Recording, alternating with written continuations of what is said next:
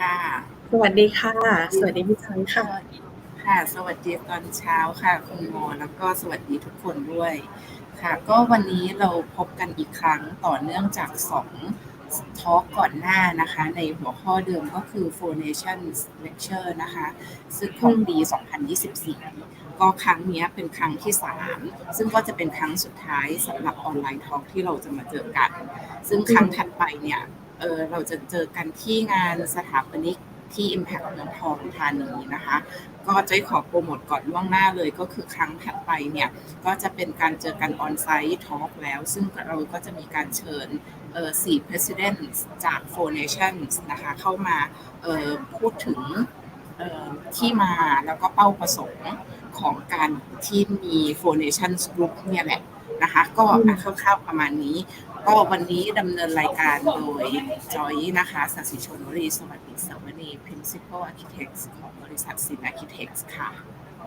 ค่ะแล้วก็โมนะคะอาจารย์ดร.สลินพินิจค่ะจากคณะสถาปัตยกรรมศาสตร์ค่ะจุฬาลงกรณ์มหาวิทยาลัยค่ะค่ะก็จริงๆตอนนี้จอยว่าสปีกเกอร์ของเราจาก4สตูดิโอเนี่ยก็อยู่แบ็กสเตจของเราแล้วเราสวิชเป็นภาษาอังกฤษด้วยกันนะคะเพื่อที่จะเข้าสู่รายการของเราเลยนะคะงั้นจะขอเริ่มเลยด้วยกันนะคะ Again to repeat about today talk is the ASA Four Nations series of lecture in 2024 and today we come up with the third round of talk and this is going to be the last time for the online meetup and the next is going to be the on-site and operated at the ASA Architects Expo in Impact เมืองทองธานี and with the same topic we will talk a bit more about the origination and the purpose of the Four Nations group.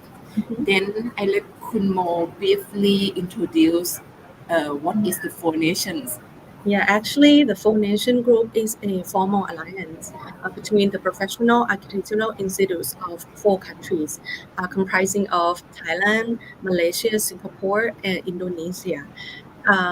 They convene regularly and have collaborated closely on the aspects of practice and education. Yeah. So today's talk will be operated by 4 Association of Architecture from 4 countries in Southeast Asia, which is include the Association of Siamese Architects (ASA), Singapore Institute of Architecture SIA, Pertubuhan Akitek Malaysia (PAM), and Ikatan Arsitek Indonesia (IAI). And I think now our speaker already waiting for us, ready to talk. Okay. May I ask more any ideas come? Yeah, sure. We have 4 speakers for today. The first one is from Thailand, Touch Architect, คุณภาพิษ Leelaniramol ค่ะหรือว่าคุณจือนะคะ and then from Singapore, Evie Sutjahjo and Lo Suji from ZIVY Architects.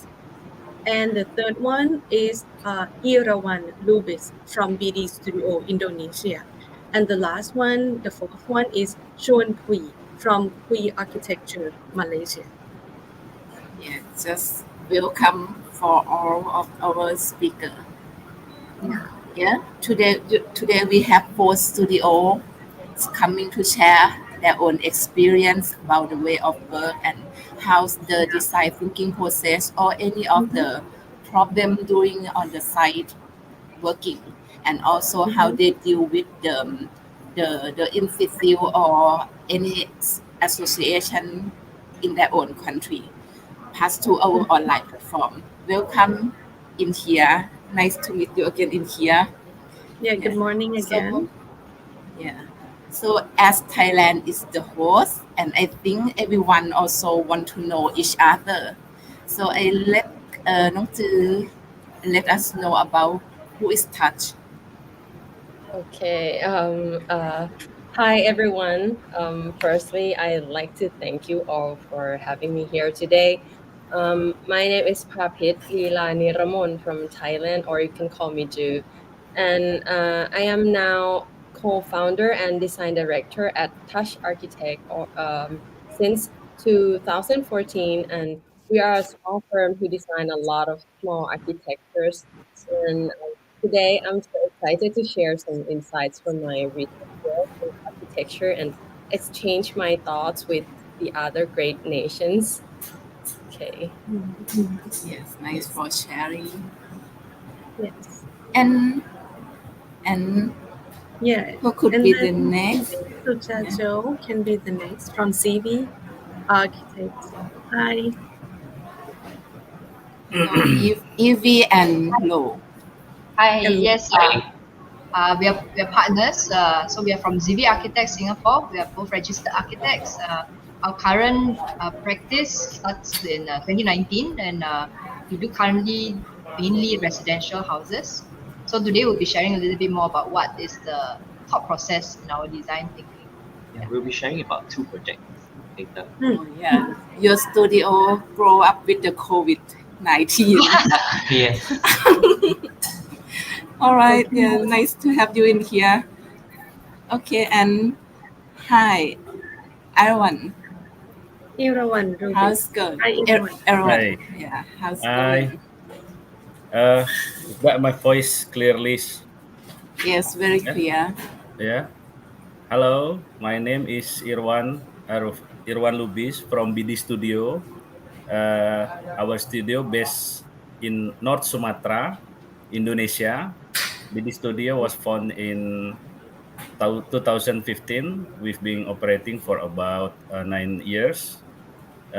Initially, we focus in residential projects, but now we're trying to large scale projects, including commercial projects.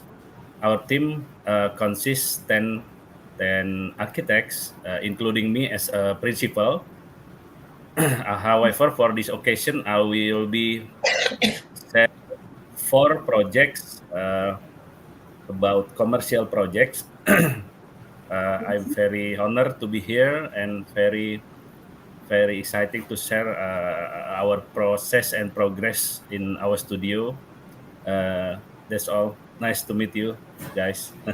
May I Thank you. personally ask about the company name? What is the BD meaning? Meaning, BD is stand for Bumi Design, Bumi. Bumi in English is earth. Bumi in In English the is earth. Indonesian? Earth. Earth. Oh. Yes. Earth. Right. Yes. Bumi Design Studio, BD Studio. All right. Yeah, I try to link with your name, but it's actually not just curious me. Okay, thank you. Yeah. All right. Yeah. The next is Shyuan Kuee, right? Shyuan Kuee. Hi. Correct. Just got it correct. Hi, everyone. Thank you for inviting me to this exciting event. Thank you, Pam and ASA. It's a pleasure for me to be speaking alongside some of the up-and-coming architects in Southeast Asia. My name is Shyuan, the principal of Kuee Architecture. We are a very small, humble firm based in Ipoh, which is the 4th largest city in Malaysia. We started off informally in 2012. Then we set up formally with Pam 2014. So we are celebrating our 10-year anniversary this year. Yeah, thank you for having me today. Yeah. Yeah. Okay, nice to see, and I feel excited to see the project from our architects in Southeast Asia. So now I think I will give the stage to Nong Zhi, explain us and let us know more about what they have done. Okay. Can I have my slide, please? Can I have my slide, please?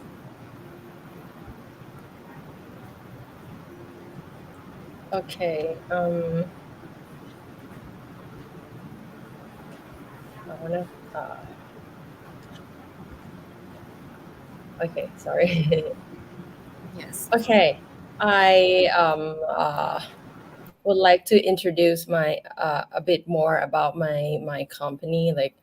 We are a touch architect, and touch is not just a name, and it represents our hands-on approach to every project we undertake. And our philosophy is to designing space which serves human needs. And we also provide a full scope of services from start to finish, which covers design phases, which are design, development, and construction during government permissions and oversight during construction.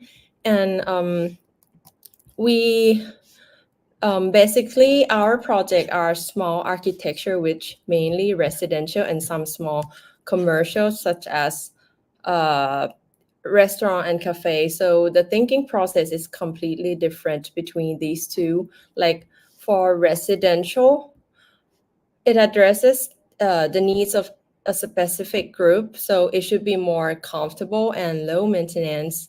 And for example, simple function and easy to use, or durable material will be used, or it is a timeless function through a simple form. Like while restaurant and this restaurant and cafe, like commercial designs, cater to a more diverse and public audience. They need to be attractive to draw a lot of customers because it is a business. So the final look might be the same or different, but the space and function will always vary. So it is to say that our design approach is largely influenced by its context and the specific needs of its user. So today I will show our recent two projects, which are Villa Backyard and French Kitchen. The one is a house, this one is a house, and the other is a cafe. So start with Villa Backyard. Normally, like we always design a house with simple shape and form to fit all the function.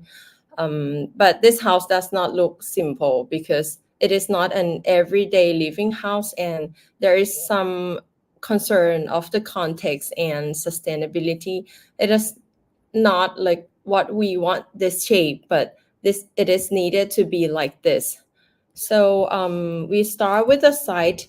The site is located at Sutjahjo, Thailand, which is many factories and the sea. There is an existing house on the left-hand side, and on the right-hand side is Villa Backyard. It is like a small house for family relaxation and also for guests. And it is also a showcase for clients as the owner doing steel business. So the assignment is to build a small villa with steel structure. So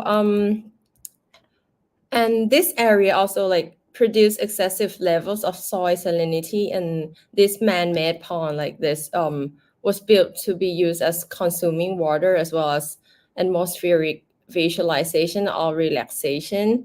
But saline soil causes brackish water in the pond, and the water cannot be used for consuming in household and agriculture. So we want our architecture to help and change water into fresh water. Then rainwater is needed to dilute an existing water in the pond. So we need to think about how an architecture should look like. It is considered to live along and be part of the water treatment process. So the shape and approach are designed to support this all the development. And so the design is originated by simple cube, which is diagonally slashed in half to provide a largest slanted cantilever surface, which acts as a roof and wall for draining water.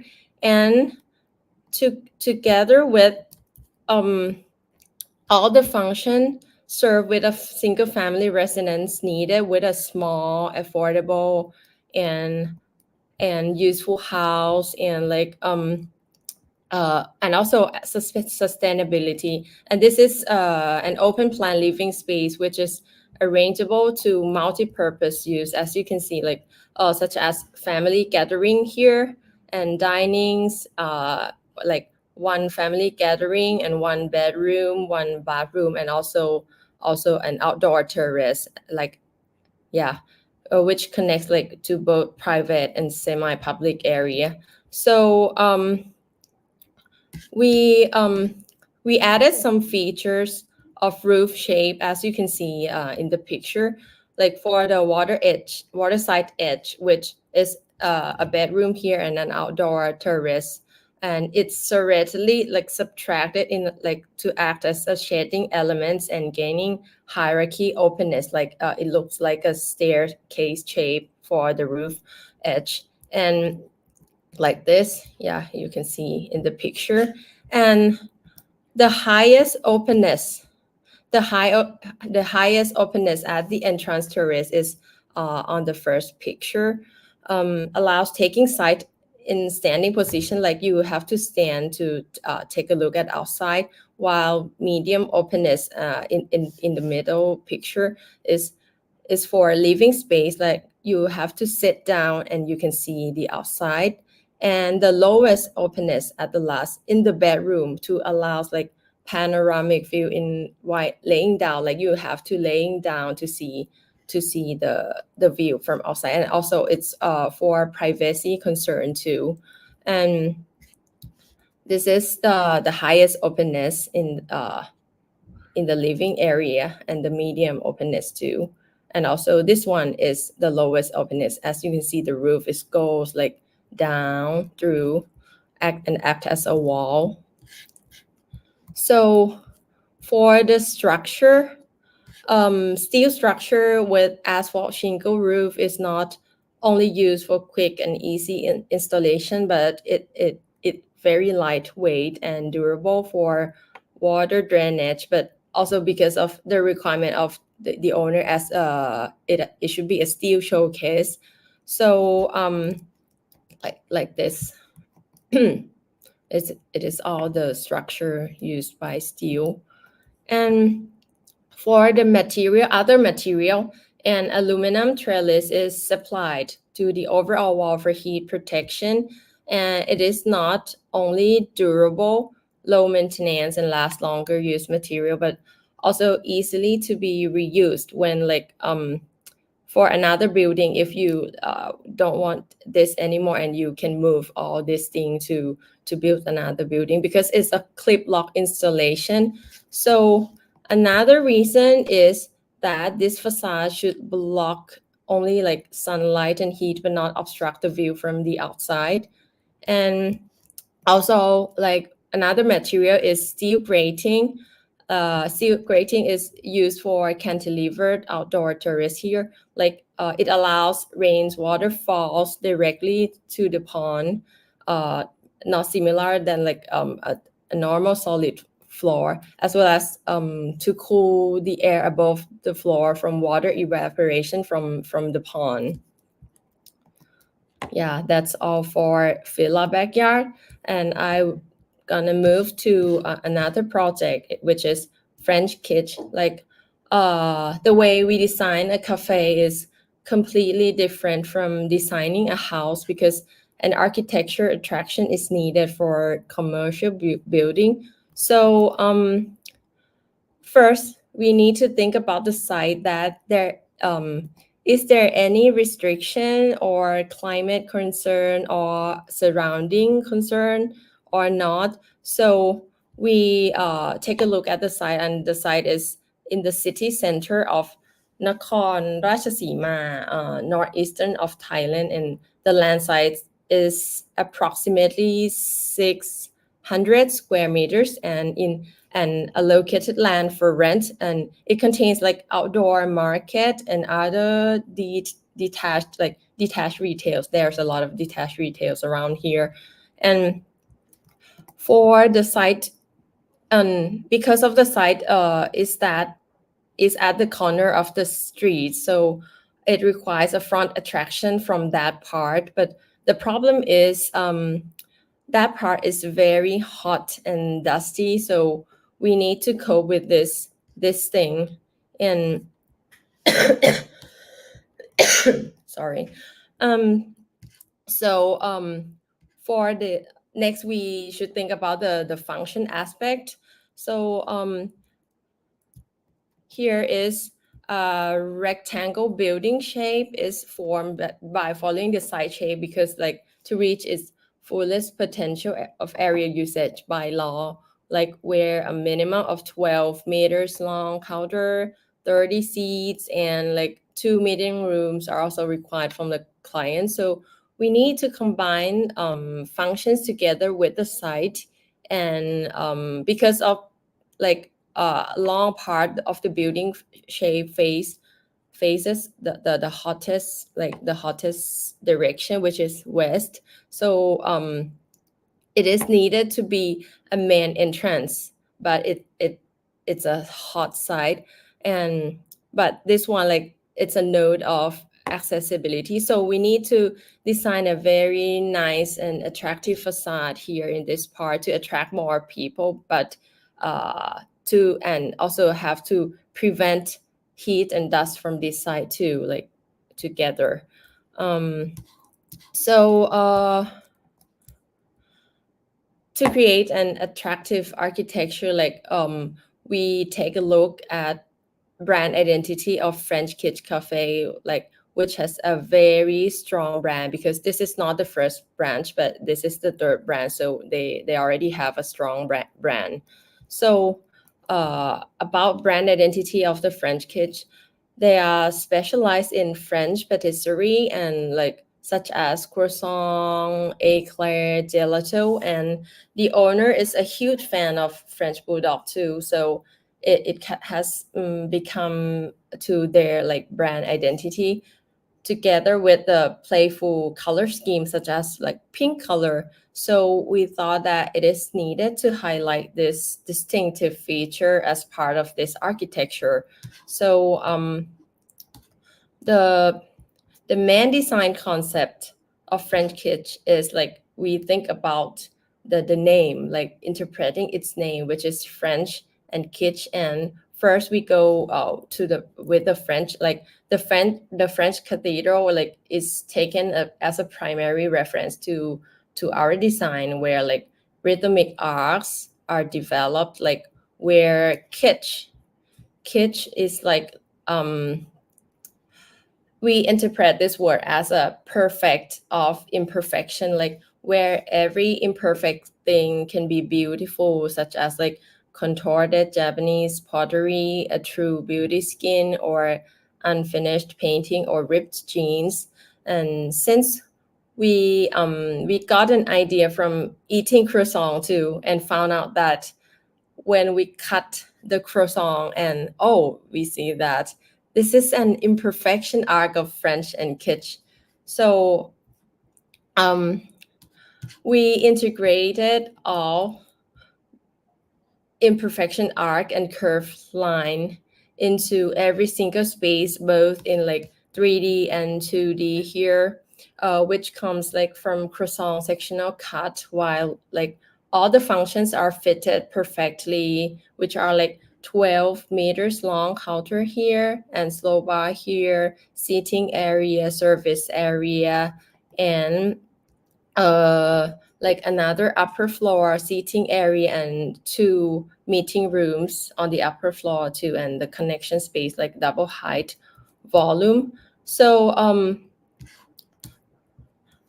there are 4 parts of croissant curve, which are like the first one is this one is continuous linear curve ceiling overall and interior space above like the long counter. And the second one is like we want to eliminate an unused space on the second floor at the front, like the upper front mass is carved into the inverted curve. It creates and act as a shading device and attractive facade too. And for C and D curve, like the other 2 curves are articulated to create a rhythmic tunnel, like which starts from the entrance and continues to like an inside seating space, like you are sitting in the croissant and eating croissant too. So you can see in all the curves in this section, like the first one from the counter to the upper floor, and the second one here from the outside, and the third and the fourth one here as a tunnel like this. So I want to show a bit like croissant curves like reflects both exterior and interior space, like while like rhythmic curve was interpreted from rhythmic art from French cathedral. And for this one, we want to emphasize the curved space by using the stripes lighting. And there's some more curve to see from an outdoor, like the second curve, and you can see the clear sky from here, an outdoor curve. And for this one, it is a reflecting curve. Like I played with the word, it means that the curve is reflecting as shadows on the floor, like, or you can see reflection of yourself in the curved mirror. So here, the curved mirror. And I would like to show you some part of interior space, like 12 meters long, as I've mentioned before, and tunnel seats, like sitting in the croissant, and slow bar and tunnel, and double height slow bar here with a tree inside. And there are skylight on top of the slow bar and space connection between the upper floor to downstairs. Like everyone who is in this cafe, like every single space, you can see the long counter, as it is the highlight of the product of French kitchen, and also the staircase too. And for the material using, like we used cast in place board form from textured concrete, which initialized from croissant stripes. So it strengthens the concept of perfection of imperfections, where the wall is not completely smooth, but it reflects the pureness of the material. Like it can be beautiful by itself, like a stripe like this. And moreover, like it helps architecture always beautiful, just like the first day. And it also creates like a different feelings while it raining and the walls get wet and darken a bit, or it creates a very nice shades and shadows on sunny day, for example. So another one more thing, like we also added a very tiny detail to an architecture, like since we think that is this architecture like concrete and massive architecture building, like is this fulfilling everyone, because the target customers are all like range of ages. So we decided to create a touchable element that everyone can be involved in, which is a frisky Frenchy sculpture. So as we do the research of the posters, like the poster to fit in each spot, like which poster should fit in each spot, and made the sculptures. So each of the sculpture, like they act and play with the space. Like the largest one are welcoming at the entrance, like here at the entrance, the largest one. But the other one, like everyone like can play, can who comes to this place can play and interact with this sculpture too, as it is one of the brand identities, and we want this place to be more lively. And also the color, we don't want it to be a real color of Frenchy, but we use the color of the brand identity to use as a sculpture here.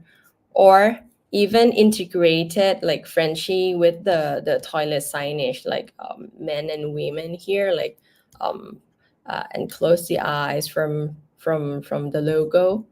Yeah, that's all for French Kit. Yeah, thank you. May I ask a bit more about the first project? The pond, that is the man-made pond, right? Yes. Is that the existing pond or the new pond that's come after the design? It is the new pond, but comes before our design, because the owner decided to to do that man-made pond. Yeah. And do you have to do the building submission in this project as it is the lockdown structure? Yeah, no, because it's not exceed than 150. Yeah. So Square it's meters. actually like the suite room, right? Yes, With the yes. structure. Yeah. Like This project is vacation going. Mm. All right. It's going very well and showing very well of the tropical architecture. And for the second project, the French is completely different in terms of the logic for the design because it's the Yes. residential and the restaurant, right? You do both of project very well. Thank May I you. know about the structure? Is that the concrete structure or what's the main structure for this project? Oh, it's a concrete structure. Like most part of it is not a post and beam, but it's a wall casting. Like On-site wall casting, Yeah. apart from the roof, right? Yeah, board formed concrete. Yeah.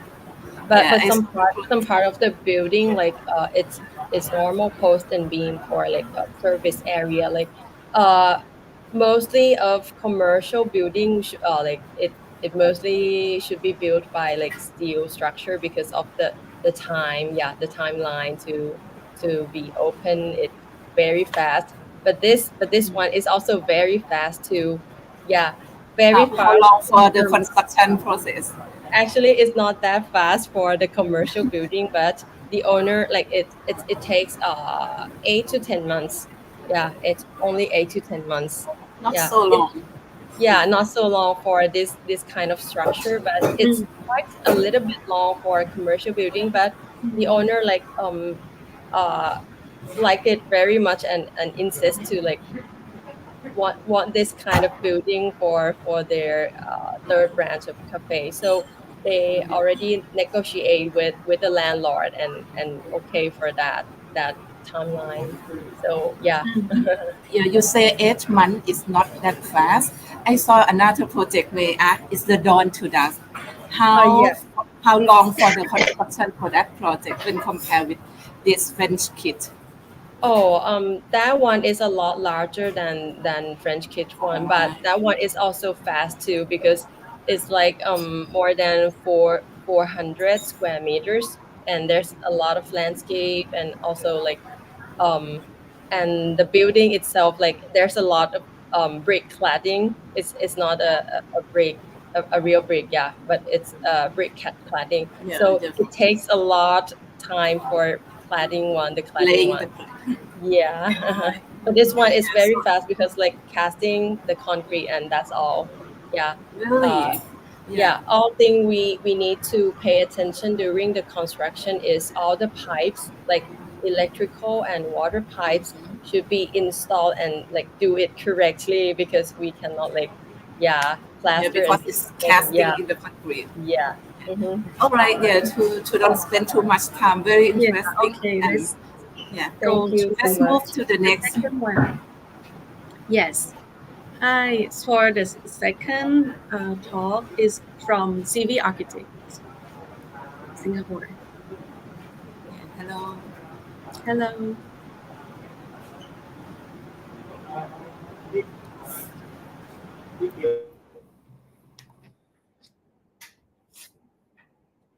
You turn on the voice. Oh, sorry.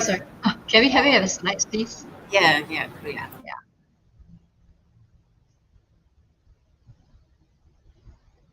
Hi. Okay, so we are both going to be sharing a little bit more about not so much about a whole branch of portfolio, but about a little bit of how we dive into design. And so the title of today's sharing is for us is starting with a question, and a little bit of ourselves is we started in 2019 and we are based in Singapore. So Our focus is actually on residential housing currently. So today we'll be sharing about 2 houses. Yeah. So for us, the good thing about being relatively young is that we are full of burning questions. We are always curious, and I think that starts off every project. Is like every design begins with a question. And so the projects that we'll be sharing today is one is Second Life and one will be a House of 1,000 Leaves. We'll be sharing how both projects start with a question. Yeah.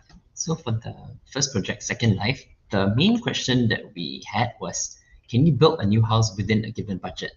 So for this particular project, the client came to us with a brief. They wanted a brand new house, but at the same time, they had a limited budget. So how we approached it was to think of what ways that we could to actually achieve this, a new house, but within a fixed budget. So this is actually the original house here. It is an intermediate terrace house that's 2 stories here. And the client's brief was they need a bigger space and they wanted the house to look brand new. Okay, so further on, the second question that we had for this project is, can we rethink what is new? The client said they want something new. We went around the estate and you can see that there are all kinds of new houses with new stories, with a new facade, various architecture and design. So in our case, for us, new doesn't necessarily mean that it has to be something that it's, Edward says, new, but rather we were looking at ideas of taking what is existing on site and possibly reusing it in a new manner. So it's not about a new object, but rather taking something that's existing and using it in a new fashion. Okay, so on site, there are interesting things which we picked out. There was the ventilation blocks on site here, and even the main gate with different patterns here. Okay, so we went around site, we took measurements of all the potential items that we could be reusing, including the ventilation blocks here. We took note of even the railings around the staircase, that they have these kind of interesting pattern and design. So it is about repurposing, reusing, and giving it a second life. Okay, so this is to show you how we are reusing the space. This is actually the living room, and you can see that there's the staircase that goes up here. This screen in front of the staircase was the original main gate that we saw just now. So, yes. So actually it was reassembled, and it's about rearranging certain elements and giving it new light of it doesn't have, I mean, a gate doesn't have to be a gate, but how can it be a barrier? And how, I mean, it's about combining potentials in something that was seemingly old. And once you give it a new purpose, it becomes an element that can, in this case, it gives porosity, it gives light to the space behind. So we actually cut up the gate into its smaller modules, and we actually arranged it in a up and down fashion. So all we did for this screen here was to actually weld these additional supports to actually create this kind of a structure screen. For the upper floor, when we go up the staircase here, the railing, we actually felt that there was no need to replace it, but rather what we did to enhance the whole experience of just the same space here is actually just to introduce a little skylight at the top. So just through a little small gesture, it could actually change the whole experience of this particular space. Okay, as for the ventilation blocks that we saw at the start, it became the main motif of the whole house, of how the facade actually looks like. Yeah, we took the ventilation blocks and we made it the key facade feature. So in this case, the 2 bedrooms at the front, we placed it at the side of a set of windows, and you can see that this ventilation block creates a different experience for the room. It actually helps to filter light, and we placed a piece of glass at the front to screen off the rain from the inside of the room. Yeah, but more than just pattern, now these ventilation blocks act as a shading device, and it is experienced by the users of the house. Yeah. So in that, we have our first project, a Second Life, that rethinks about what exactly is new, and how can we then, propose a new way of looking at a new house.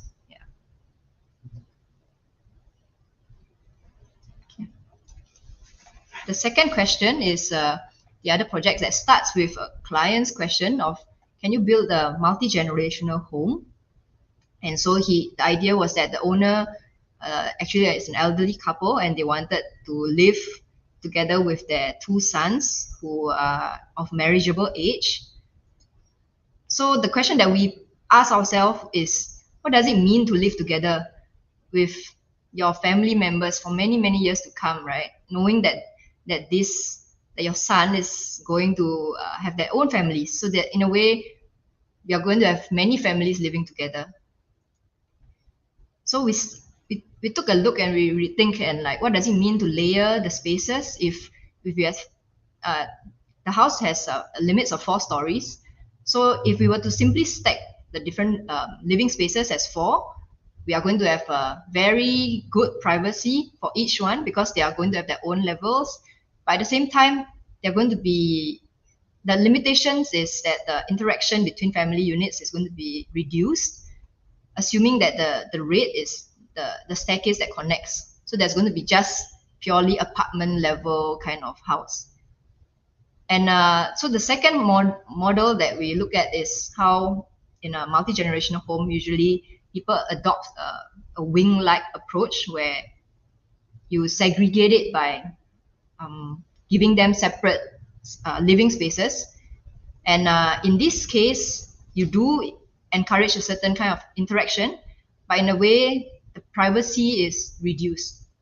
What we want to achieve is that, is it possible to perhaps look at a model where we can have both, where each individual family still enjoy their own level of privacy, yet at the same time, they still feel like part of a whole family where they are connected, and visibility is always encouraged. How can we have a house where there's chance encounters and there's always interaction between the different family members? So the approach that we get, where we offer to the client, is how can we, again, it's not about rethinking a whole new model, it's about how can we modify existing models. So in a way, it becomes a combination of the first 2, where what we did is we stack it up, but introduce the stack with interconnected atrium that span across the whole 4 volumes. So this atrium no longer becomes just purely a courtyard anymore. It actually serves as a connecting transition space where every day, whenever you come home and you exit your rooms, you're able to see the different family members as above you or below you.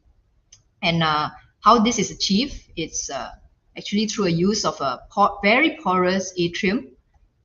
So this is the view of the entrance when you first enter the house.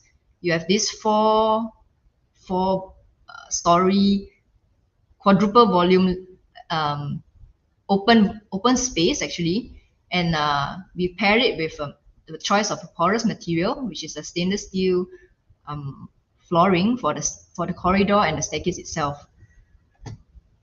This is usually commonly seen in the outdoor, but we bring it inwards and to give it a little bit of to back the idea that it is a interconnected space through visibility itself. Yeah. So this is this the new build or the renovation? Oh, it's a new build. Yeah. So this is the view of the living room. I mean, we are not going to go into the different site constraints, but it's actually a very narrow plot, and the interconnectedness happens on both sides. That there's a continuous garden and there's also a continuous walkway that you experience. Yeah, the idea is essentially whoever is taking the staircase, which is the main circulation route, will always have interaction with the space that is adjacent to it. So the staircase in the previous photo, you can see it's a continuous straight path that cuts across the entire length of the building. It's an intentional gesture to make it across the whole building rather than a typical staircase that actually stacks on each other, and that limits the circulation to just one part of the house. So by making it across the whole building, it interacts with the whole building. The choice of walls, the porosity doesn't just happen in the atrium. In fact, if you see every room enclosure, we have a full openable, full height glass openings.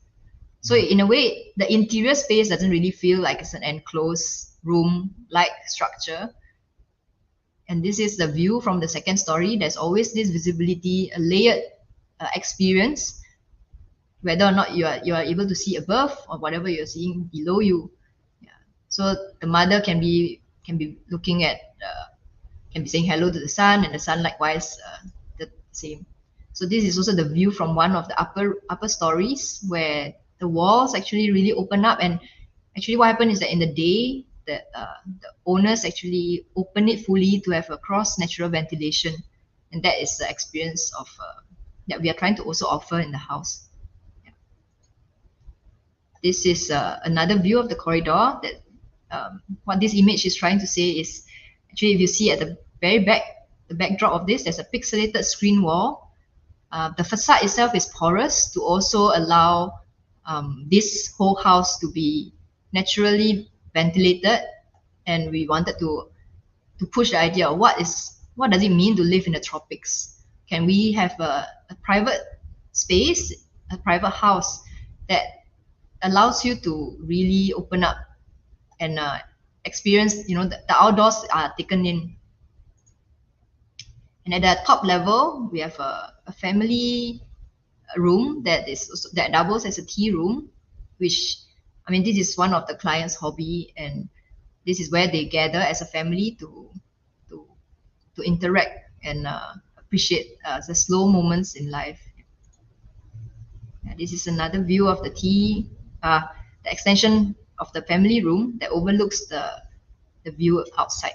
Yeah, generally in all the spaces, it is always designed with the intention of having an interaction with the airwell at the side here, which generally connects the entire house.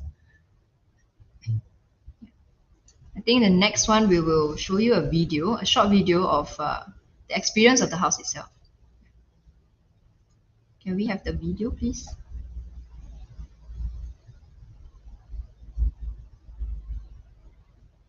Can we have the video, please?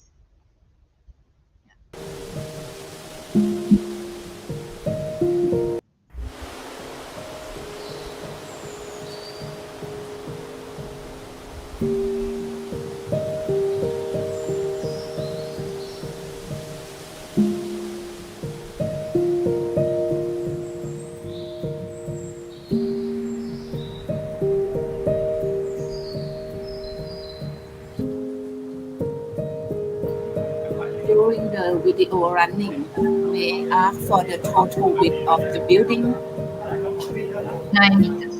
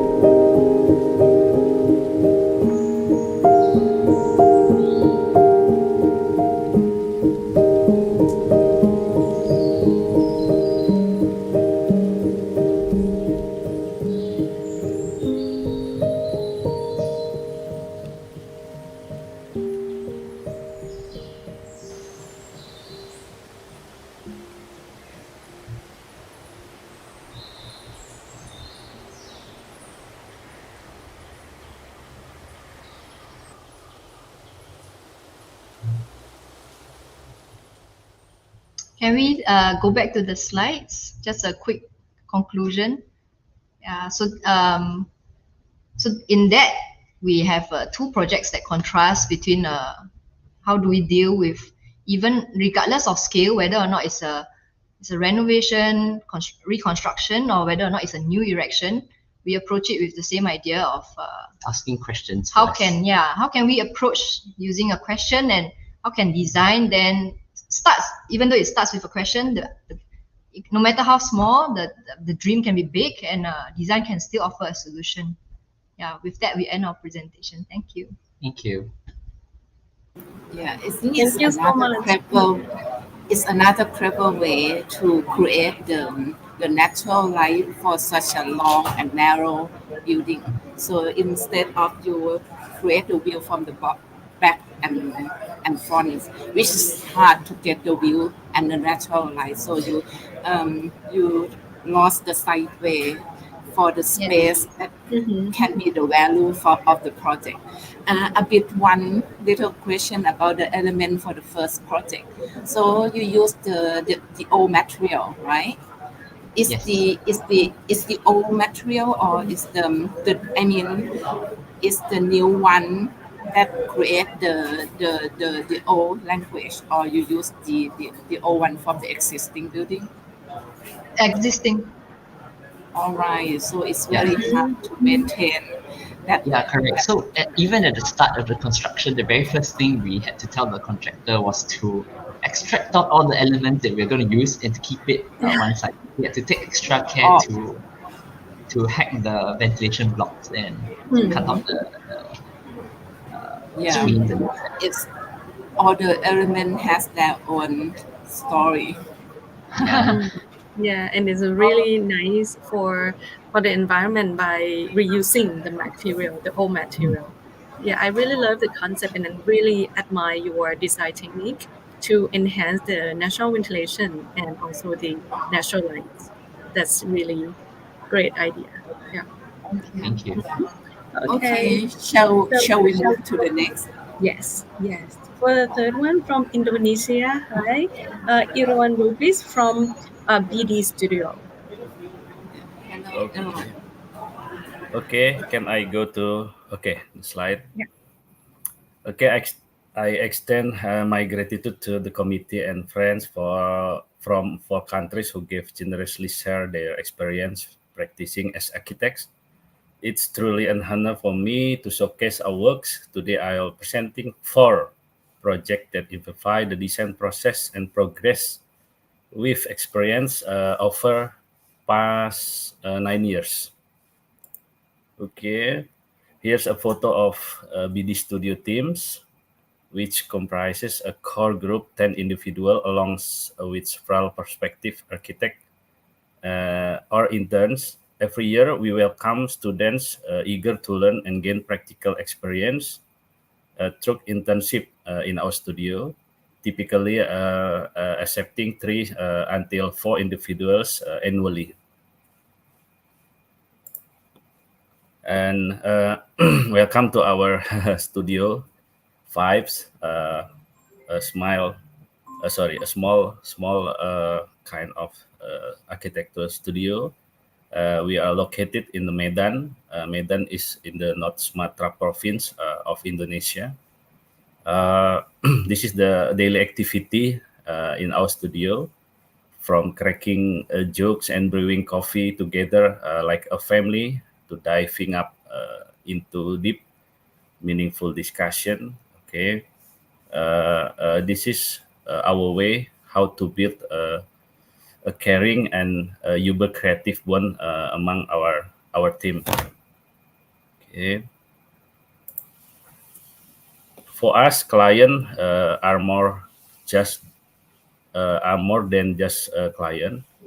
They are partners in a creative process. We don't see ourselves as a sole decision maker in design. Instead, we work hand in hand with our clients, translating their needs and vision into effective design together.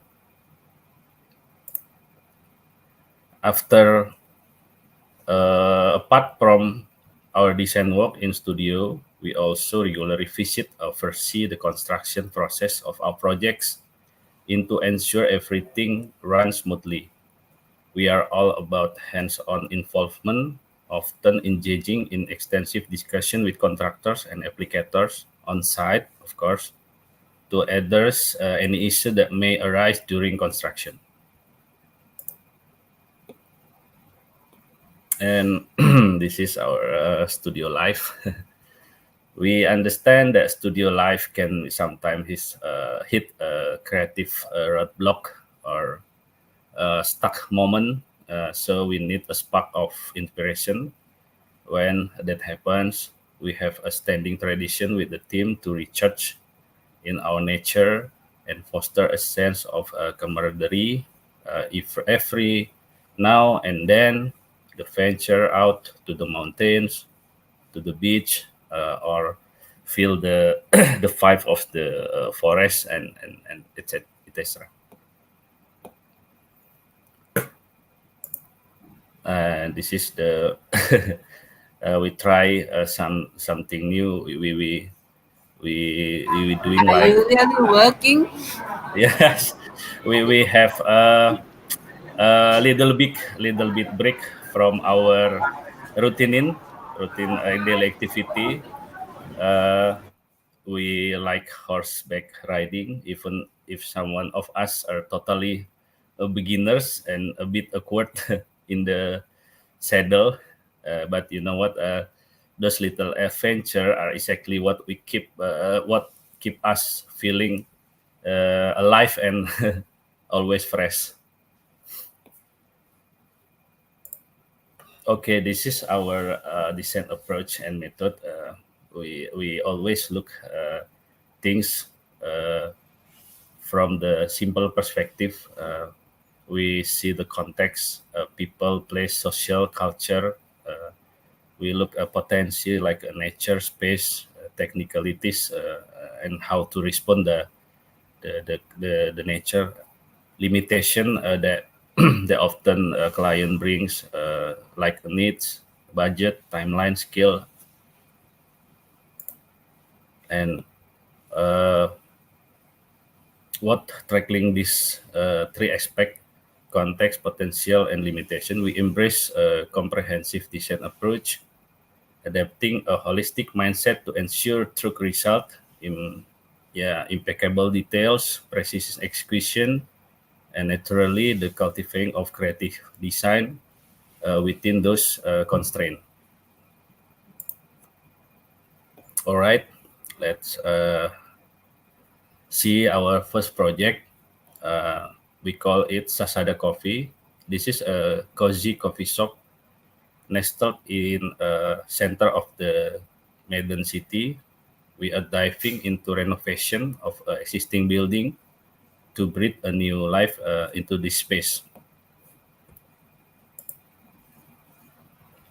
This spot sits in the middle of city with a plot spanning 138 square meters of land, and building area is 58 square meters.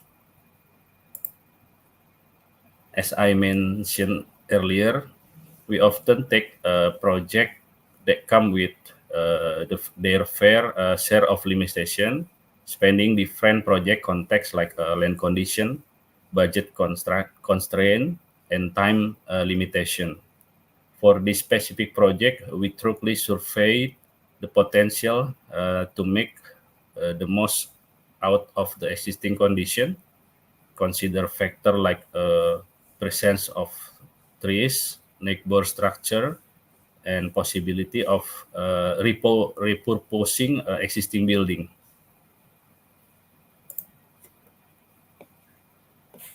Okay, the the project site stretched out quite a bit, measuring 34.7 meters in length, but with only 4 meters. Yes, it's a narrow situation.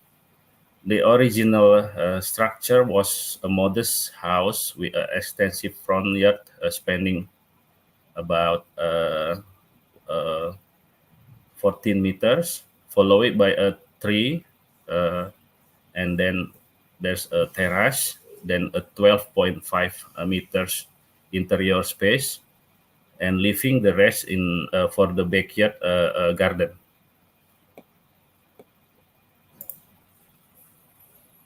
We are in the process of transforming the existing building to fit the special needs of the coffee shop.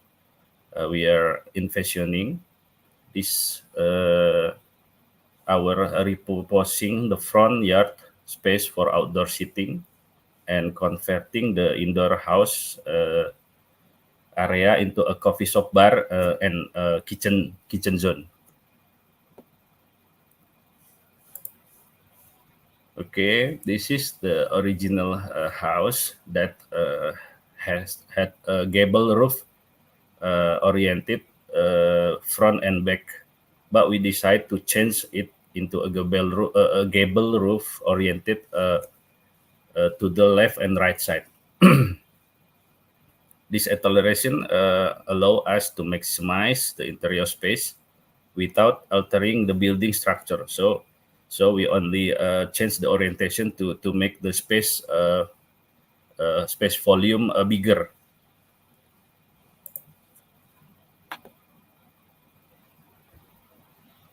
Okay, here's the update layout after converting the existing building into a coffee shop. The front side maintains its yard, complete with existing trees for outdoor seating. Inside, there's a cozy seating area, a bar, a compact kitchen, and at the back, a garden and a restroom. The project priority is to utilize the existing materials, resorting the new purchase only when absolutely needed.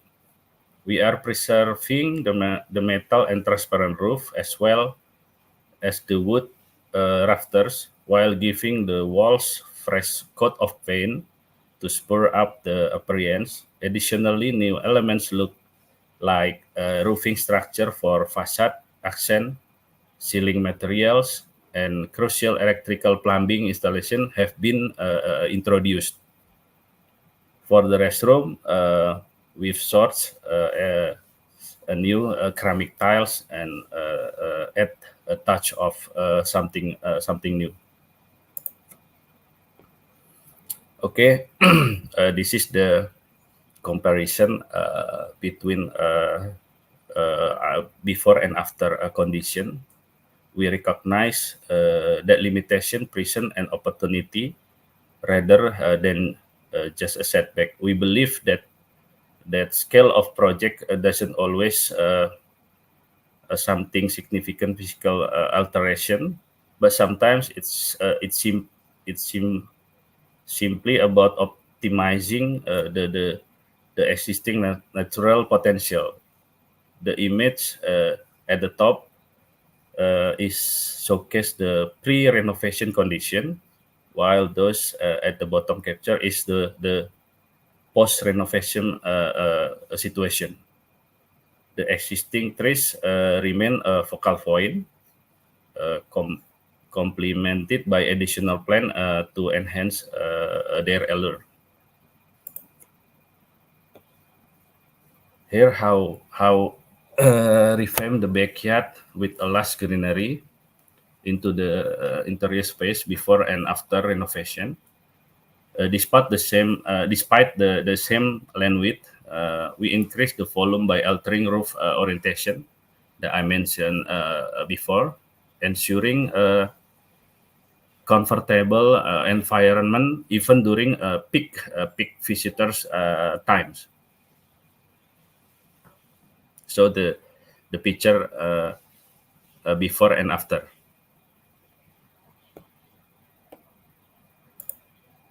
Okay, for this project, we didn't make any structural or physical alteration to the building. Instead, we reimagine the potential of the land to curate the existing trees, natural lights and shadow. We simply add a few gravel stone to to cover the ground area.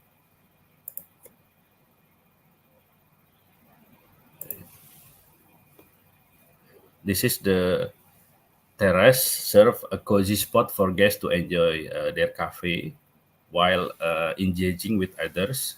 Inside there's a bar area where the seating is flexible to arrange based on the client needs.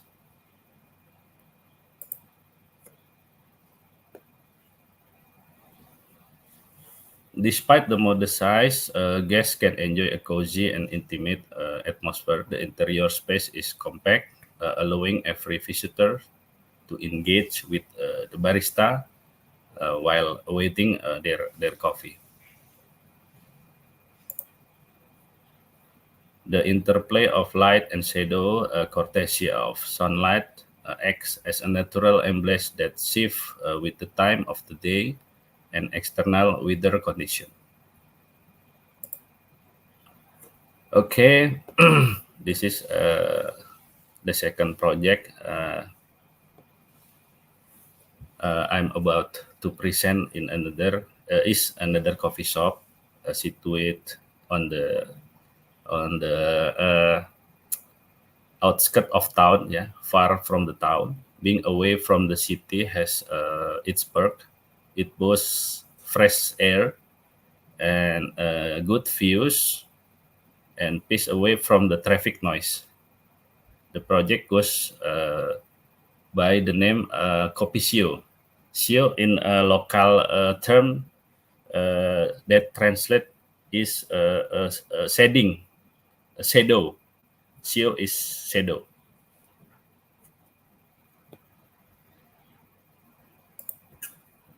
The project site features dramatic contours and it situates at the road corners. Originally, it was a rice field, but after 3 years of a corn cultivation, the soil has become dense and solid.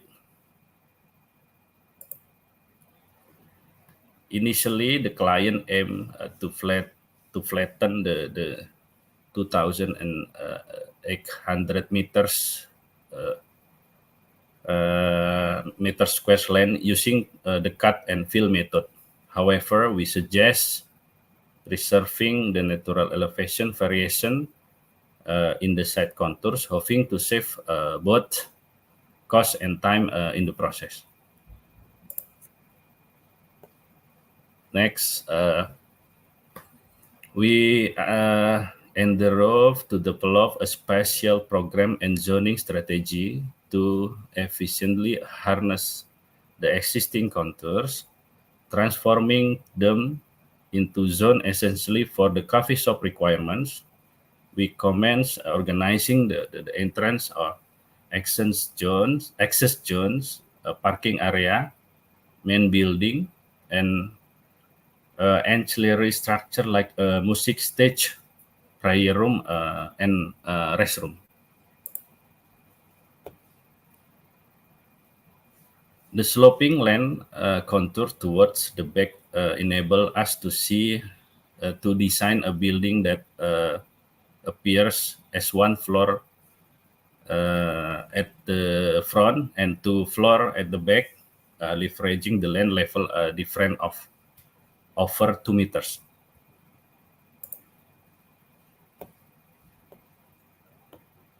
Okay. The west-facing building is the key factor of focusing activities on the rear side of the property. In addition to the ample space available for outdoor seating, this area enjoys natural shade during the day, thanks to the shadow, by the name, cast by the building on the west side.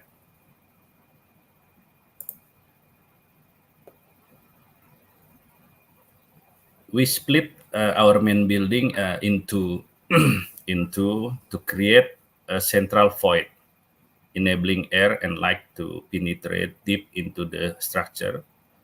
Then 2 sections are linked by outdoor terrace overlooking overlooking the lowest side of the land. The main building occupies just 240 square meters, appearing compact and modest amidst the expansive land. It features a single floor facing to the front, facing the main road, and 2 floors below overlooking to the garden, the area in the rear side with the lowest contour.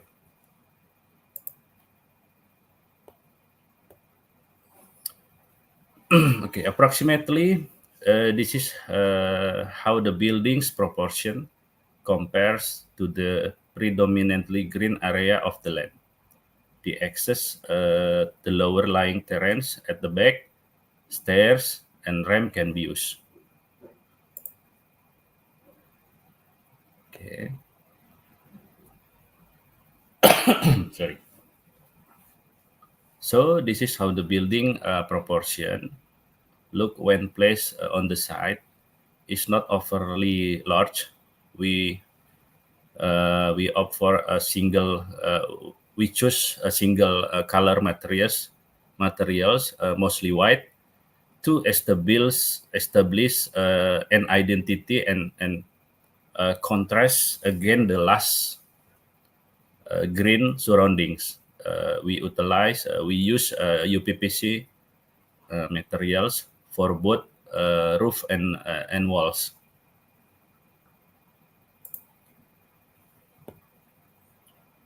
The void in the building also establishes a visual link to the garden.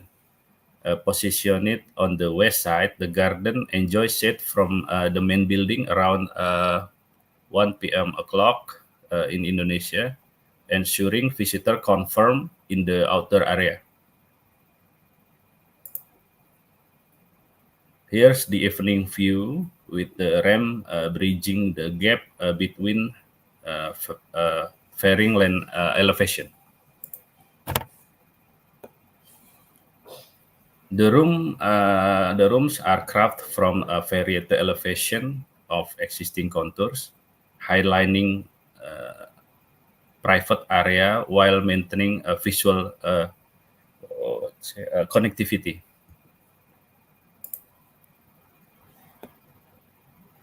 This is an illustration of how a space can be enjoyed by people of all age, from children to the elderly.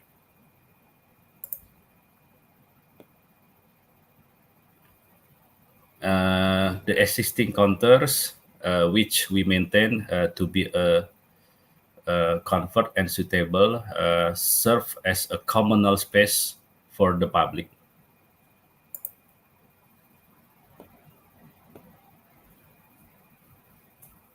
We turn the lowest existing contour into a stage for performers so that it can be enjoyed from various direction and higher contours. Sorry, is that my voice clearly here? Yeah? Okay. It's clear. It's clear. Okay.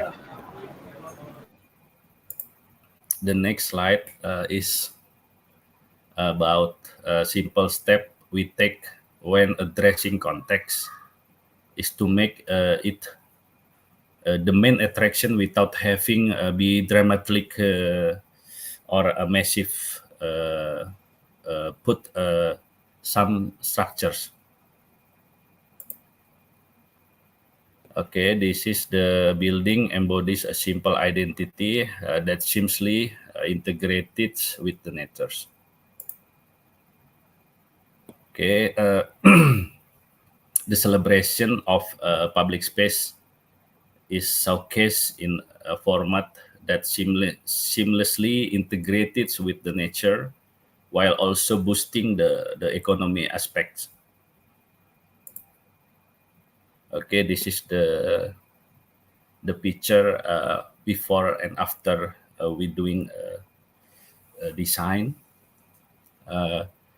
in the left is the initial condition as we commence the project. On the right is the complete project where the land has become greener with more trees and plants growing alongside the coffee shop, serving as a communal space for the public. Okay, this is the third project that I was said to us. This project name is Villa Ganding. This villa offers modest accommodation with just 4 rooms. 4 bedrooms. Additionally, there's a cafe on site, like a cafe shop, alongside a prayer room, or in Indonesia we call it musola. The site is located in Brastagi, approximately had 66 kilometers from Medan. Medan is the capital city of North Sumatra, offering a breathtaking vista of the mountain and forest. This mountain is called Sinabung Mountains. This is an active volcano mountain. Okay, this is the simple concept. We also make simple things. We also see the nature as a main potency. So sometimes you don't need to make a big step to create an identity of the architecture. So try to be humble with the natural Yeah. context. Yes. We always try to respond the context. Yes, to respond the context. Okay, this is site conditions. The land slope gradually towards to the back, so the construction progress in stages with zone comprising a villa, a cafe or cafe shops, staff quarter in the right side, in the yellow color. Yes, a place of worship. We call it musola, and ultimately a swimming pool, of course. Yes, this provide a rough idea of a zoning layout, and this is the section drawing. We've just improved the natural contours by incorporating in excavate land from the swimming pool. So we cut the soil to make a swimming pool, and then the soil we move to the higher position to make a different level of the site.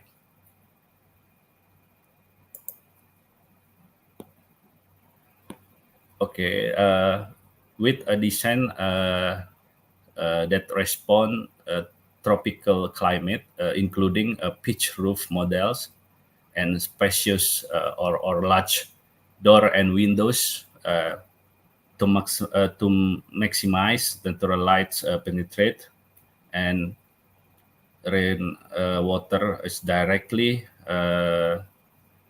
going down to the green areas. Plus, it's offered the best view overlooking the mountain and the surrounding, the forest. Okay, this is the building. For us, this is the simple aesthetic, characterized by natural and earthy tones, seamlessly complements to the stunning and natural surrounding. Our primary focus is on utilizing local materials like wood, stone, and plant sourced from the surrounding area. Every corner of the building we try to craft with captivating sequence in our mind. This is the main vistas, yes, of the mountains and the forest can be enjoyed from the terrace or the balcony on the side edge, as well as from the poolside bar view. Natural element. It's on the second floor, right? The swimming pool is in the first floor, but the terrace or the balcony, yes, in the second floor. Yes.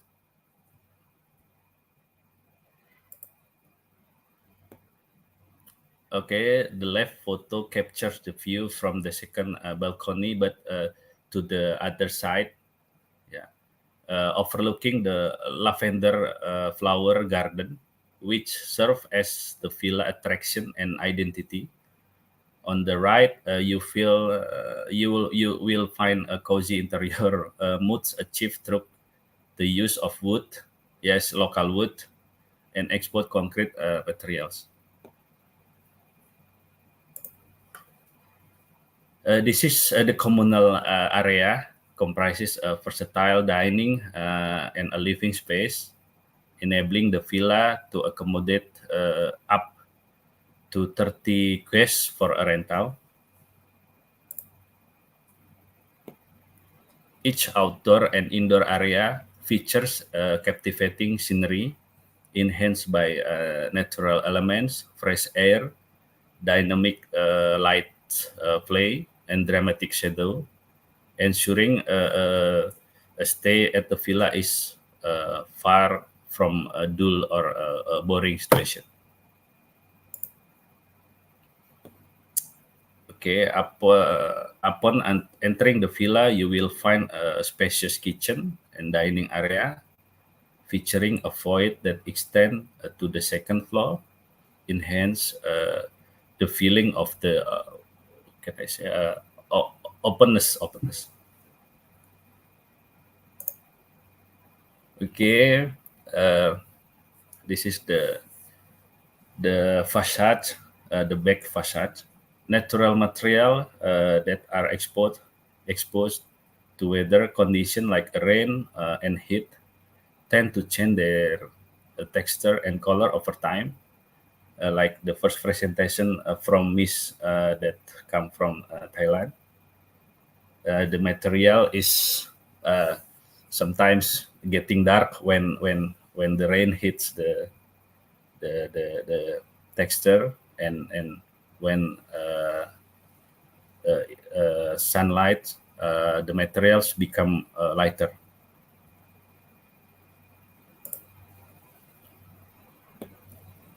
This is the natural setting during misty evenings.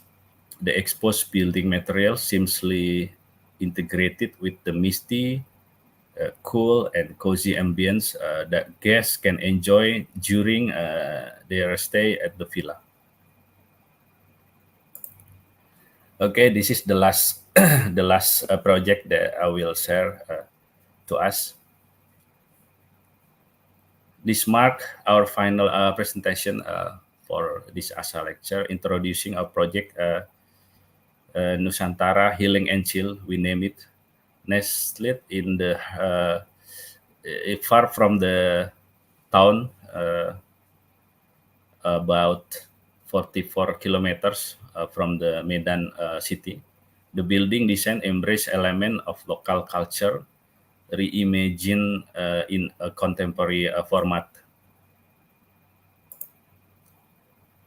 Okay, this is the existing condition of the land.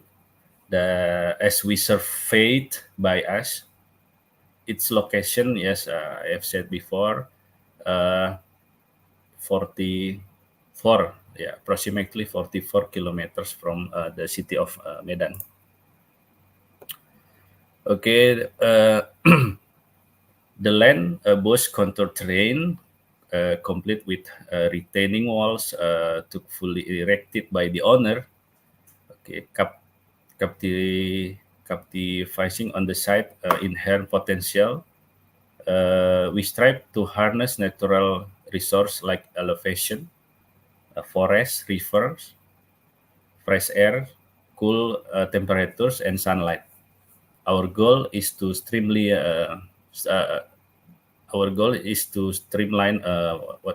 budgeting, timing, and construction procedure for maximum efficiency. Okay, this is our design is found upon three key themes with unwavering conviction that culture, nature, and leisure.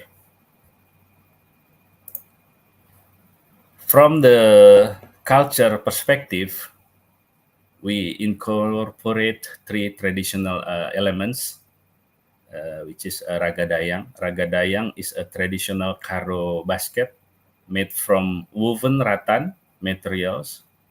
In the past, it was used by Karo. Karo is one of the culture in the North Sumatra. As a container to hold various agriculture product. And then tudungs. Tudung is a type of head covering typically worn by women of the Karo tribe. And the last one is the traditional house of Karo tribe. So we combine these elements to make something new, a new format of architecture. From nature, we embrace elements like natural contours of lands, refreshing air, forests, sunlight, and ambience, natural ambience. And then leisure, we provide cafe and resto, art exhibition, and communal space. And of course, for the commercial building, we have to thinking about something memorable too. Okay, this is the the photo that embody the essence of our inspiration to infuse local elements into a contemporary architectural design that is both elegant and functional. Okay, this is the meshing program to optimize our budget during land preparation. We've organized the spatial layout according to hierarchy, considering the existing contours. For instance, the main building symbolizes the essence of Nusantara, sits top highest the most level terrain, while surface area like a toilet are placed on the lower contours of the land.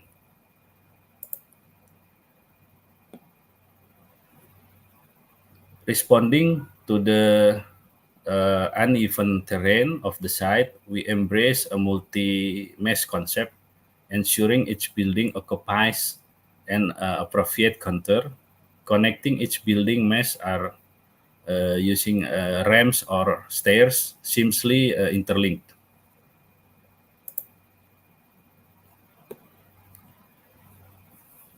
We craft the main building with 2 floors to optimize forest view.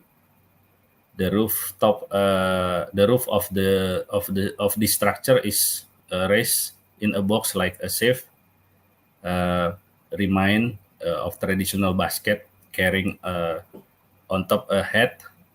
To ensure precision in each building mesh, with employee modular materials also to save construction time. We are blending natural materials like gravel and large stone from the surrounding area with modern modular elements such as steel, glass blocks, and bitumen coated roofing with a hollow steel frame. This is fusion aims to create captivating accent, establishing a unique identity for the location.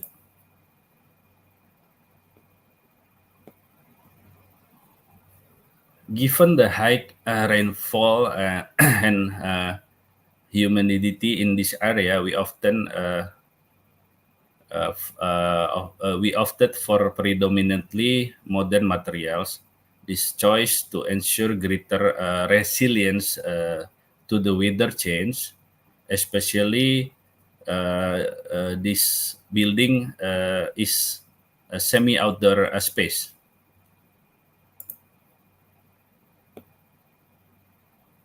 We make periodic time to visit the site during the construction process to ensure that the progress align with the design, especially since the local labor is involved in this project. This is the documentation of us, of BDSDO teams, appreciating the scale and proportion of the building as the work nears the completion. The photo showcase the diverse range of the events hosted at Nusantara displays, from the Halloween or another team gatherings to the New Year celebration. This view captures the complete building, embodying a fresh character while maintaining synergy with its natural surroundings.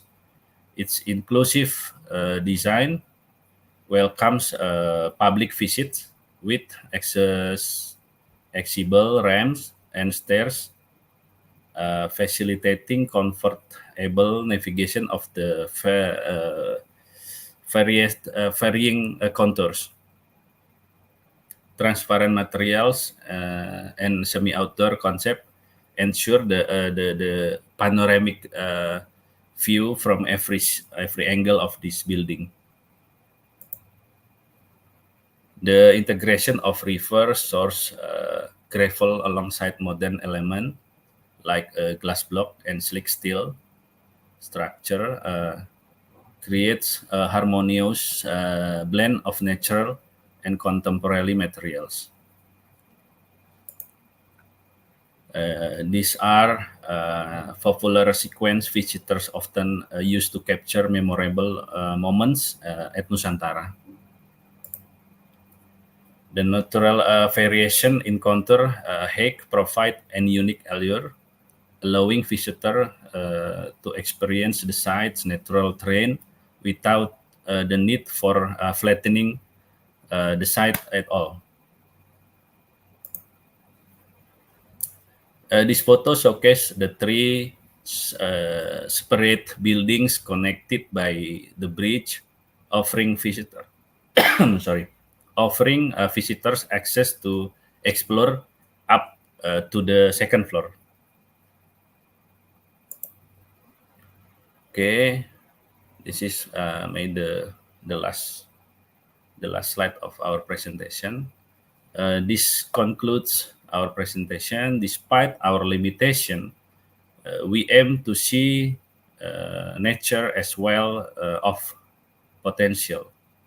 Thus, architectural creation becomes supportive elements of nature essence, offering a solution to overcome constraints like budget, time, and procedural limitation in crafting architecture works. I believe that's all for now. Thank you very much. Thank you so much, Irwan. So maybe we can combine all the questions to the ending. Okay, may I go to the last one? Shyuan Kuee. Hi, could you please give us and show us your work? Welcome, Shyuan.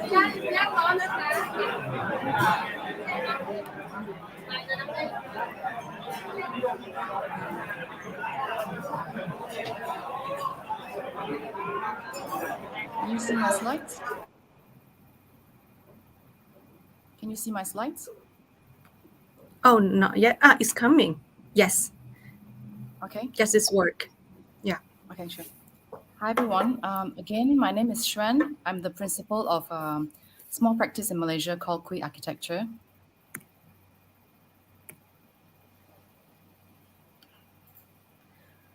Okay, so about 12 years ago, instead of setting up my office in the bigger cities like KL or Penang, I chose to build my career in the fourth largest city in Malaysia, Ipoh, which is also my hometown. So for those of you who don't know about this city, we have a population of about 700,000. And because of the many surrounding hills here, Ipoh is also called the Hill City. I actually wanted to be an architect since I was about 7 years old.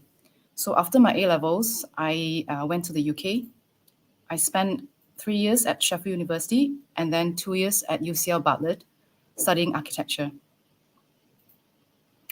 Upon graduation, I was very lucky to work for one of the living legendary architect, Norman Foster, and learn from him some very interesting ways to design buildings, which are not only beautiful, but also sustainable.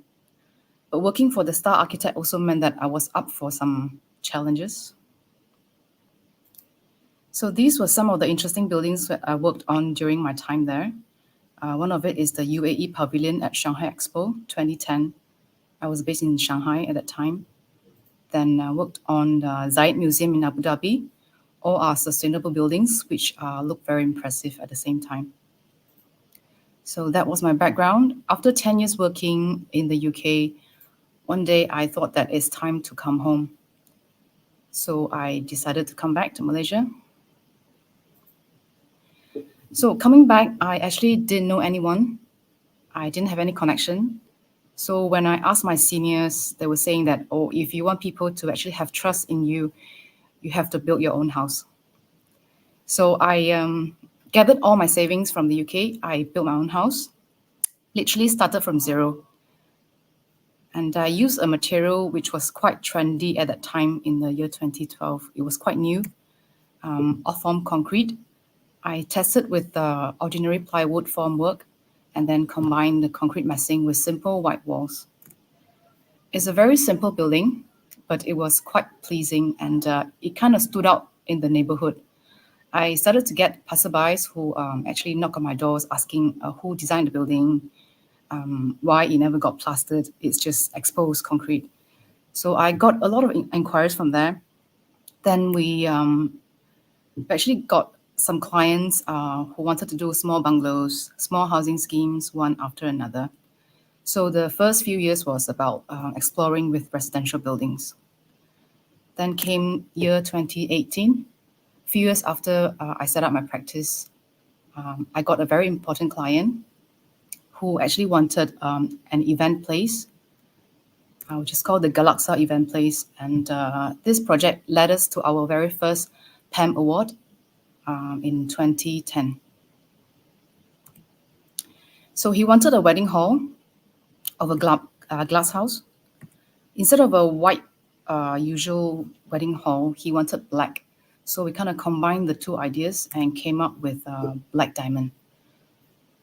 So we play around, dismantle, deconstruct the black diamond and explore the transmission of light, which was then expressed through the zigzagged facade, with various tones of black, opaque, and clear glass panels representing the different light transmission.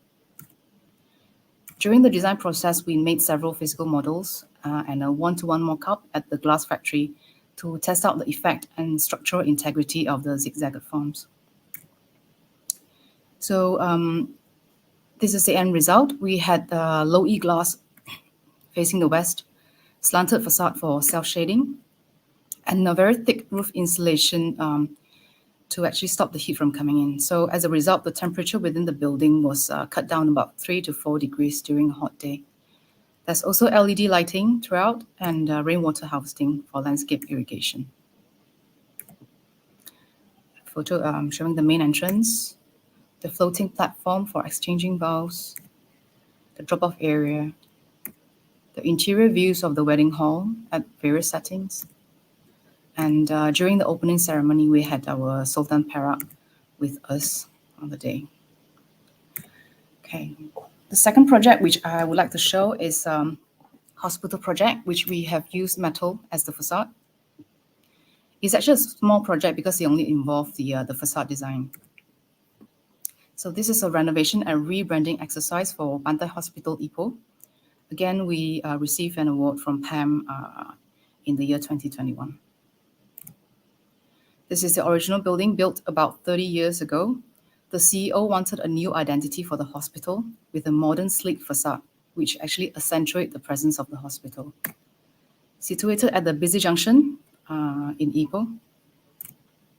So we tested out with various forms of dramatic feature, something which is eye-catching, enhance the corporate image of the hospital, and at the same time not too daunting to the patients and visitors.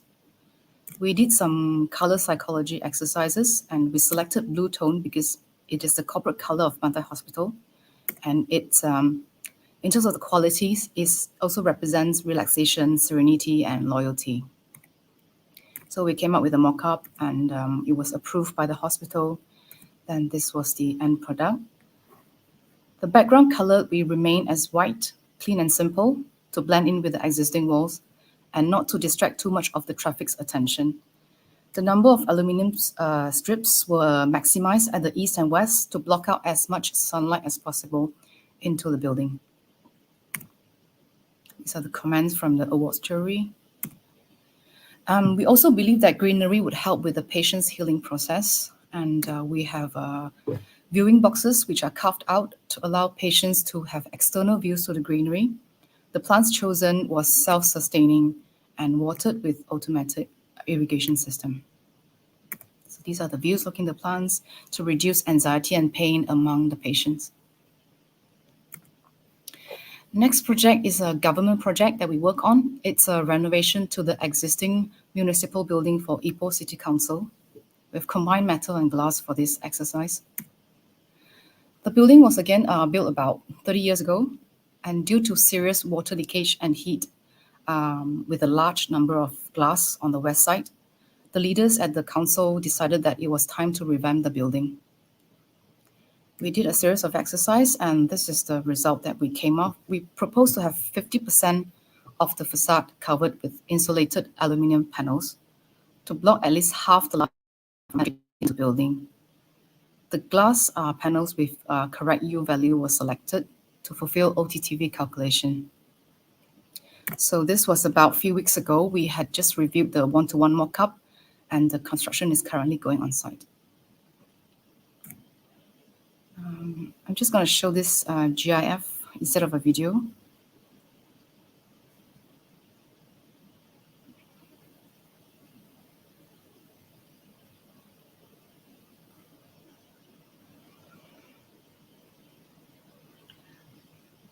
The feature on top on the roof is actually from the original building. It represents the Malay culture and the tradition. So we intend to retain that.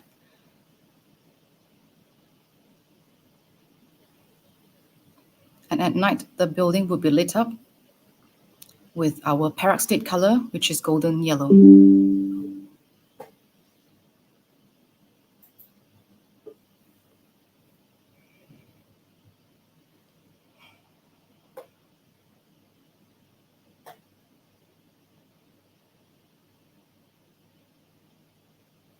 Okay. Right, next project, which is, I would say, one of the most important project to date for us, One Lasam. It is the first GBI Platinum building in Perak, and it's won several awards nationally and internationally, including Low Carbon City Award, PAM Silver Award, the Edge PAM Excellence Award, etc. It's situated in Greentown, which is a business area of Ipoh. The building was a 5-story office block with 30,000 square feet of office, which are convertible to gallery, museum, and education spaces. We had many challenges. One of it is the tight site. We had to maximize the space on the ground by pushing building outline to the boundary. Then the building is lifted up to allow space for vehicle and pedestrian circulation underneath.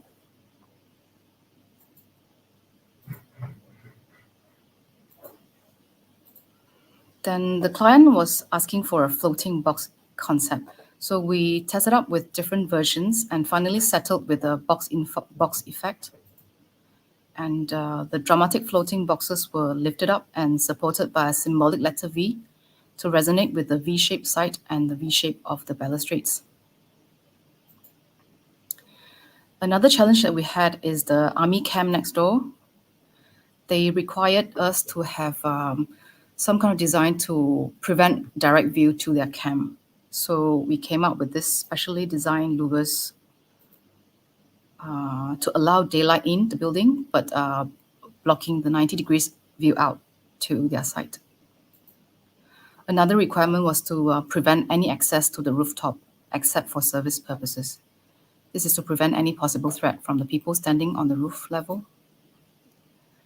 Okay, in terms of sustainability, we had a central courtyard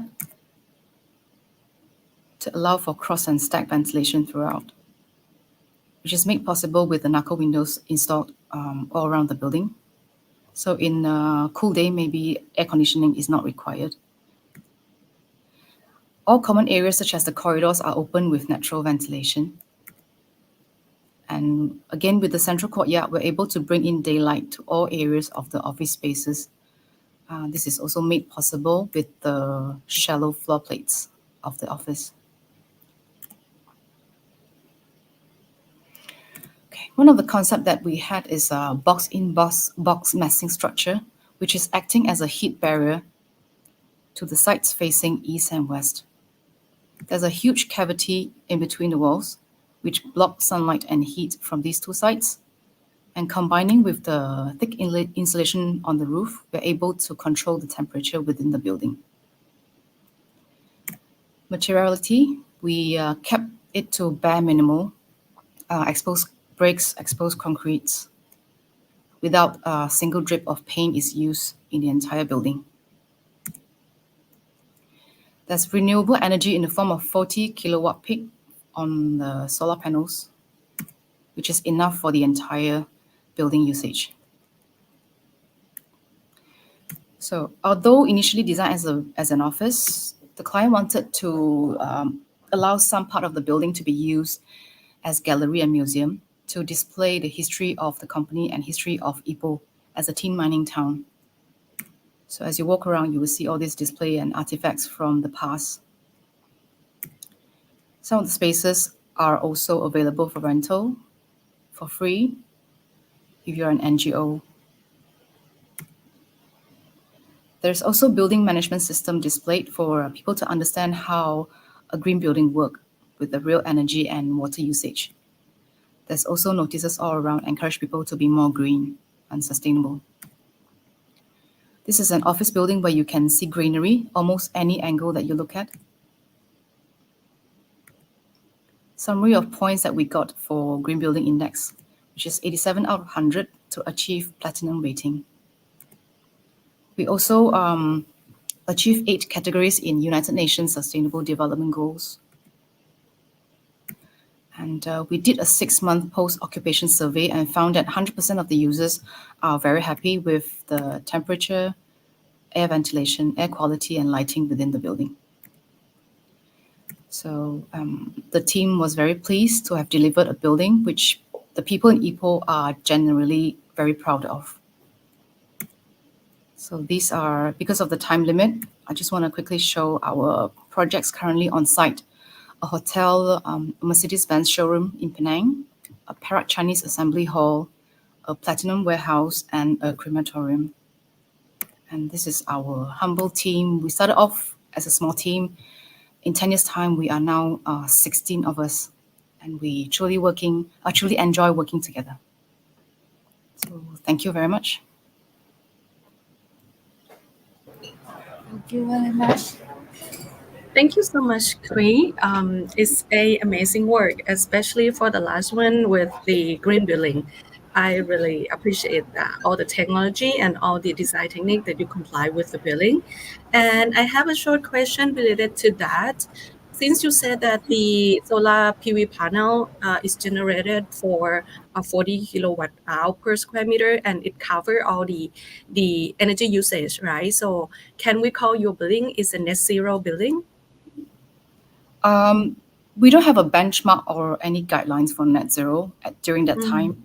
We only had Green Building Index, which is similar to Green Mark in Singapore, I suppose.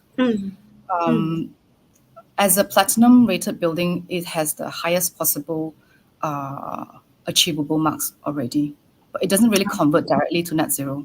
So I wouldn't claim that, but there's enough electricity generated for the building, and actually extra than they need. Okay. Okay, it's extra. And the building is also operated during the night also, or it ends at like Yeah, it's just office hours at the moment. Okay. Okay. Thank you. Yeah. I see the building is a commercial building, but it have a look and the orientation and the element of the building that can have the energy saving. That is very well to get collaborated with the tropical architecture. So I think we have a time not much for the Q&A session. Yeah, maybe we go with the one that we plan also to do is like how much of your architects organization can support the professions or support the young architects. Maybe I think this question we ask everyone. Yeah, we ask everyone. Yeah, who wants to go first? Or let's Kunju from Thailand, since we are a host. Okay. Okay.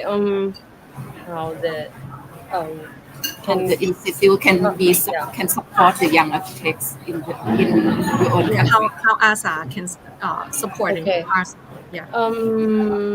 I think the main way that institutions support young architects is like creating connections with people in the same field, just like architect with the architect, other architects, and like it allows them to share knowledge together, like their experiences and new materials and like resources, for example.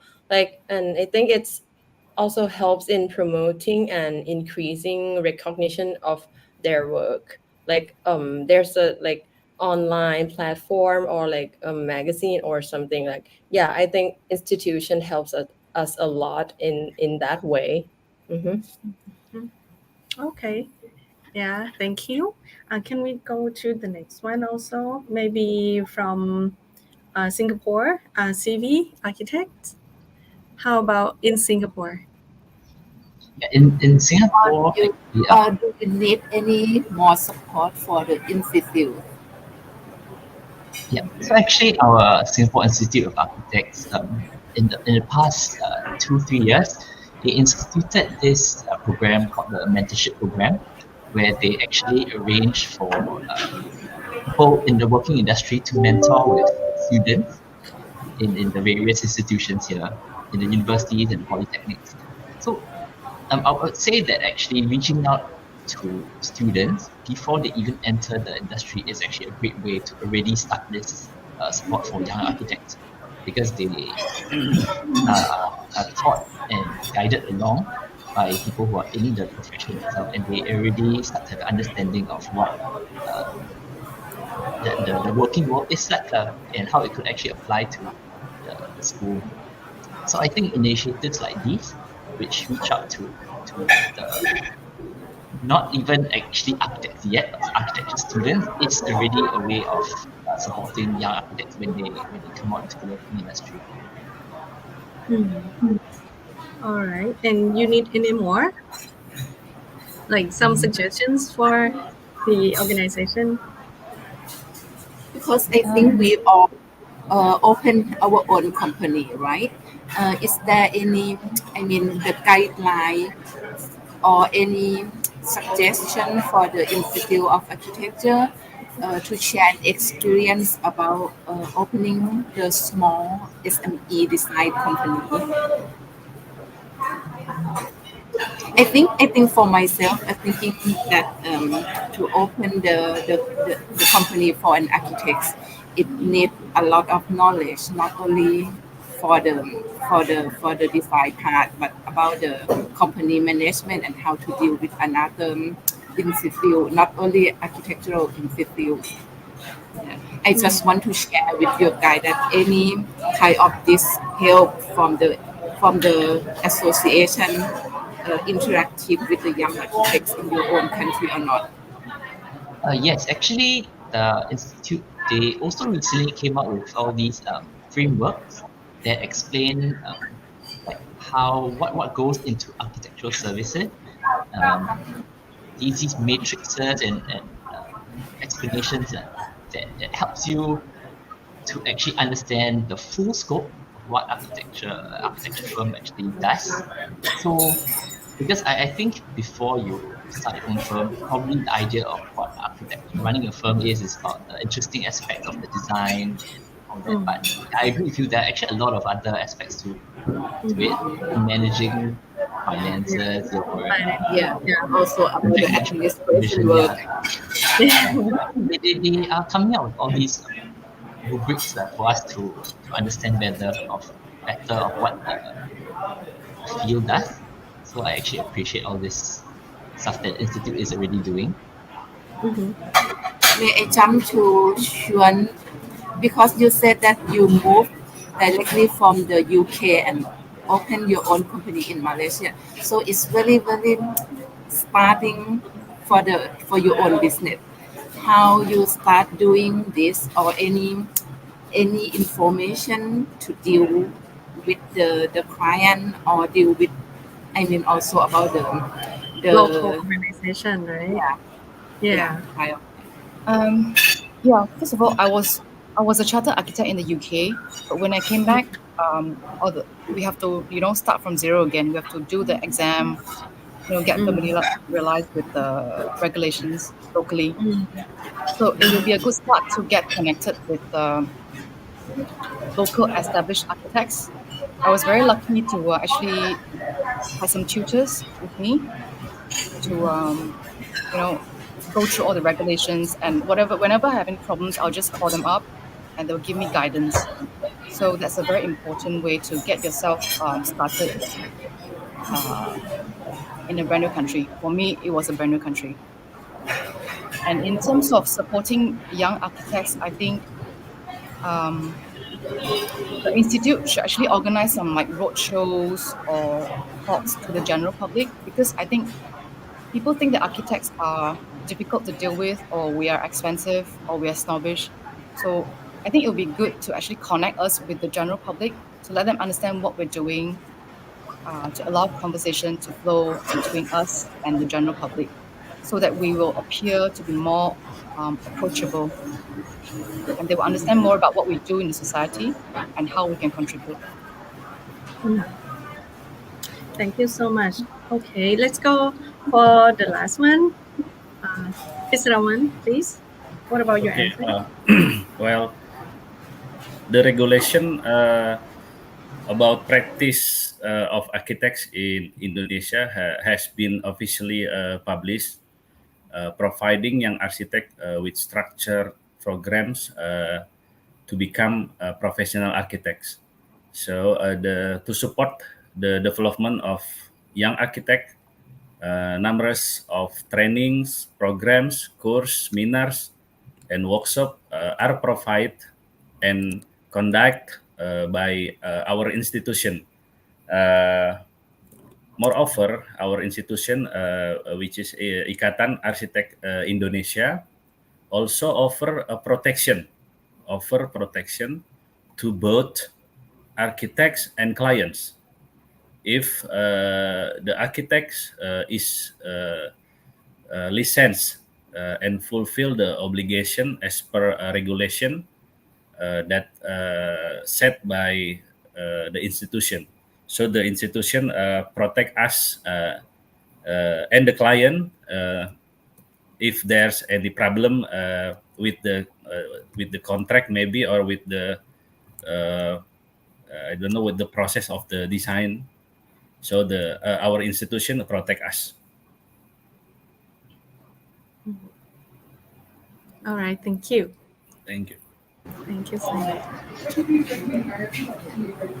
Yeah, this all question will lead us for the next time of the talk that will be operate in the architectural expo in Thai. So that's we need to ask all of us. And do you think that we need any more question for maybe one more? Yeah, or you guys want to ask each other about the any aspect of the work, or any design. Honestly, I want to ask Miss Kuee. Is that right, Miss Kuee from Malaysia? Uh, Oh. yeah, I'm just curious about the greenery outside the hospital. Did you provide maintenance access for the greenery at the hospital, Miss? Or how to maintain the greenery outside the hospital that you present the view from the the the indoor of the hospital. That is a very good question. Actually, we did design a platform which is removable, so you can clip onto the facade from inside. So you have to open up the windows from the wards, climb out, and do the maintenance. But at the end, we found that it's actually quite unsafe to do so if you have to open up the windows and climb up, and you have to disturb the patients as well. Yes. So at the end, we decided not to do that. We will maintain it from outside. But because of the plants that we choose, there's no maintenance. I think 2 years up to now, we haven't really maintained that much. It's very self-sustainable. So, I mean, in case there's any maintenance needed, it will be done from outside with scaffoldings or tower crane. Yeah. Mm. Mm. Okay, thank you. I'm No just worries. curious. Thank you. Okay, good. Thank you. Good to know that too. Yeah. Any more questions? Maybe we can have another one before we close up the session. No? All right. Maybe from the prepare question, what are the primary concern that your guy have when you start doing the project? What is the primary concern for this? Because I want to know the origination for the design thinking process for each of the project. Nong Zhu, can you give me this answer? Oh, Because okay. your project have very variety and very different for the design thinking and the logic. Mhm. Actually, I think it's for primary concerns is not about the architecture itself, but I think it's always about the people. Like for us, the most challenging aspect is like dealing with people. Like being an architect involves working with a lot of people, like from the start, like getting to know clients and communicating with backend like and team and coordinating with engineers and like communicating with for construction permission and also like during the construction period too, like with the contractor. Like we are also in the middle between like homeowners and contractors too, and all of this involves like working with people from all steps, which like we found it very difficult and challenging. And I think if we like meet all the good and cooperative people, like we who are ready to solve all the problem together, and I think it's better to have that, because the construction work and not only for the design stage and the construction work is very not that easy. Yeah, I think it's my primary concern. Mm-hmm. Mm. Thank you. Yeah. Thank you so much. I think this should be our end of this session, right? Yeah. Yes. All right. Then I would like to say thank you everyone for coming and share your own experience. It's very fun and valuable for all of us to know about this. And yeah, so it's the time, right? It's the time. Yeah. Thank Yeah. you. Thank you so much, everyone. Thank you. Again. And maybe this time is the last, but that we're gonna have an online meetup.